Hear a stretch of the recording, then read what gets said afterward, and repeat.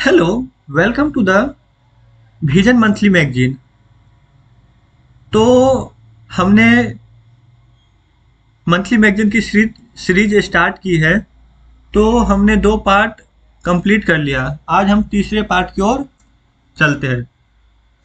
तो देखिए हमारा अगला कौन सा है। तो हम यहाँ से स्टार्ट करेंगे। तो सबसे पहला क्या है, सेलिब्रिटीज इन्फ्लुएंसर्स और विजुअल इन्फ्लुएंसर्स के लिए दिशा निर्देश। देखिए कुछ गाइडलाइंस जारी हुआ है। ये क्या है,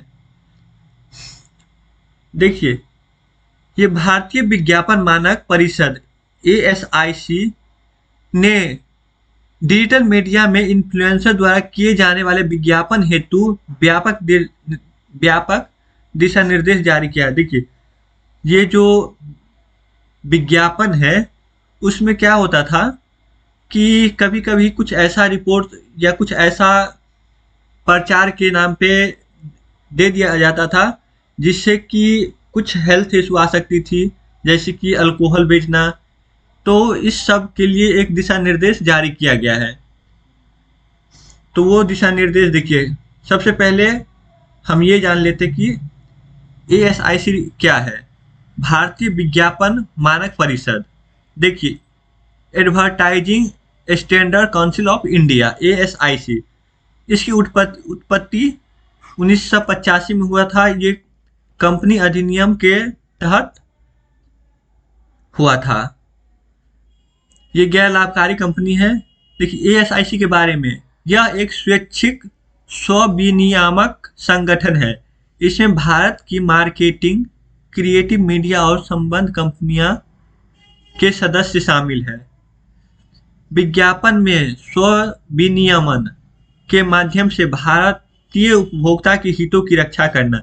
देखिए इसमें दिया गया है कि भारत के हितों की रक्षा के लिए ऐसा विज्ञापन का उपयोग न करना जो कि भारत के जनता के हित के खिलाफ हो। तो ये पूरा मुद्दा क्या है ये देखते। देखिए भ्रामक विज्ञापनों और भ्रामक विज्ञापनों के समर्थन की रोकथाम की दिशा निर्देश।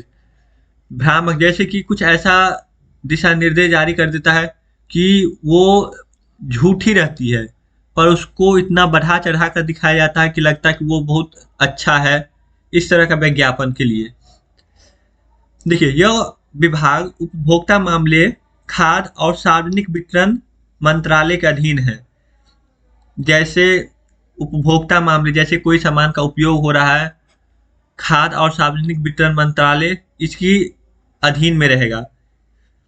यह इन्फ्लुएंसर को उपभोक्ता संरक्षण अधिनियम 2019 के तहत दंडित भी कर सकता है। अब इसका अगला क्या, देखिए इसका उल्लेख ईमानदारी एवं स्पष्ट रूप से किया जाना चाहिए ताकि औसत उपभोक्ता को भी इनके बारे में स्पष्ट जानकारी प्राप्त हो। विज्ञापन, प्रायोजित सहभागिता और भुगतान युक्त प्रचार, पेड प्रमोशन जैसी शब्दावली का प्रयोग किया जा सकता है। इन्हें हेडसेट या हेडलाइन टेक्स्ट के रूप में दर्शाया जाना चाहिए।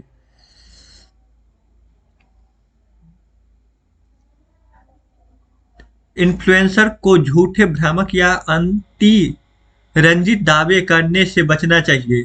देखिए भ्रामक विज्ञापन, भ्रामक विज्ञापन समर्थन रोक दिशा निर्देश क्या क्या दिया गया है।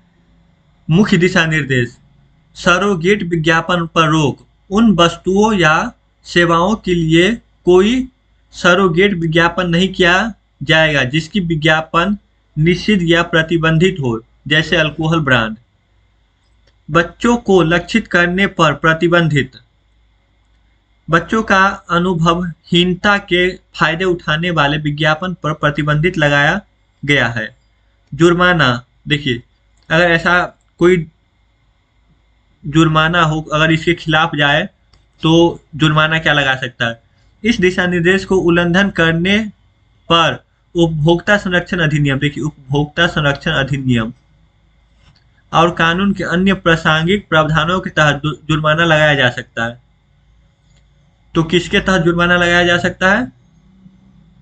उपभोक्ता संरक्षण अधिनियम के तहत।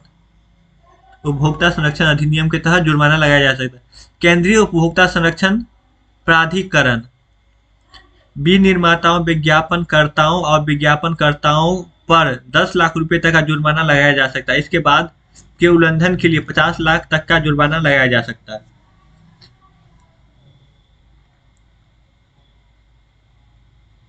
अब देखिए इन्फ्लुएंसर के लिए क्या क्या नियम बनाया गया है। इसके इन्फ्लुएंसर के लिए पंजीकरण की जरूरत पड़ेगी। तो भारतीय प्रतिभूति और विनियमन बोर्ड, भारतीय प्रतिभूति और विनियमन बोर्ड सेबी में पंजीकरण के बाद ही बैंकिंग, वित्तीय सेवा और बीमा जैसे विषयों पर निवेश संबंधी सलाह दे सकते हैं।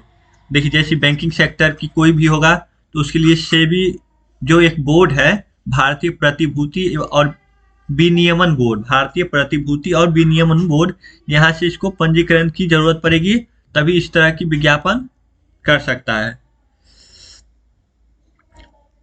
अब देखिए अगला मुद्दा क्या है।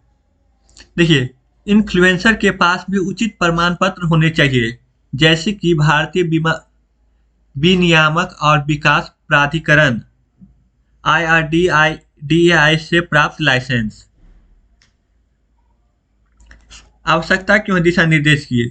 देखिए क्या होता है कि कभी कभी सेलिब्रिटीज अल्कोहल को सेलिब्रिटीज को दे दिया जाता है कि इसका तुम एडवर्टाइज करो, प्रचार करो।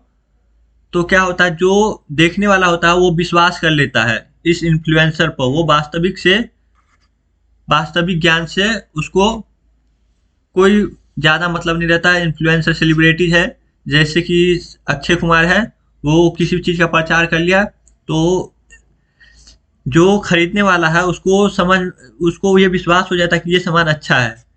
इस तरह के इन्फ्लुएंसर के लिए ऐसा करने। और देखिए वित्तीय क्षति, स्वास्थ्य संबंधी समस्याएं आदि नकारात्मक परिणाम हो सकते हैं, जैसे अल्कोहल बेच देते हैं। इस तरह के नकारात्मक प्रभाव से बचने के लिए ऐसा किया जा रहा है।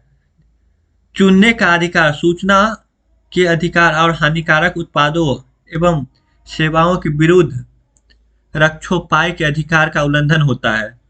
इन्फ्लुएंसर के प्रभाव क्षेत्र का विस्तार। देखिए सोशल इन्फ्लुएंसर के बाजार का तीव्र प्रसार हो रहा है। देखिए 2025 तक अनुमान लगाया जा रहा है कि 2800 करोड़ रुपए तक का हो सकता है। ASCI ने बताया कि उसके पास जिन विज्ञापनों के खिलाफ शिकायतें की गई वो लगभग 30% इन्फ्लुएंसर द्वारा उल्लंघन के मामले में है। अभी 30% अभी भी पड़ा हुआ है ऐसे केस। लोगों के पास सेलिब्रिटीज, उदाहरण के लिए किसी क्रिकेटर के बारे में पर्याप्त जानकारी हो सकती है, किंतु उन्हें इन्फ्लुएंसर के बारे में ज़्यादा जानकारी नहीं होती।